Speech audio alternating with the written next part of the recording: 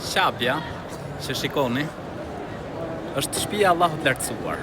Është ndërtuar për një qëllim të vetëm, për ta adhuruar Allahun e lartësuar një të vetëm.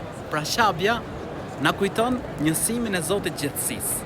Ne kur vim në Qabe, nuk adhurojmë Qaben, por adhurojmë Zotin e Qabes. Kjo Qabe që shikoni nuk është vetëm një ndërtesë. Ajo është simboli fjalës më të madhe në ekzistencë.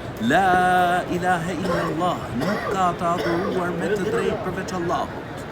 Është ndërtuar nga Ibrahimi alayhis salam vetëm për këtë qëllim.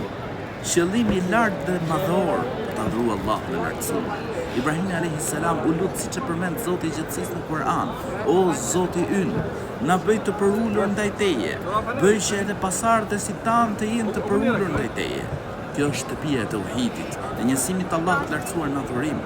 Shtëpia kur fillon të lidhet zemra me krijuesin e gjithësisë. Prandaj vëllezër dhe motra, kthehu tek Allahu i lartësuar, duke adhuruar atë një të vetëm pa i bërë atij shok në adhurim.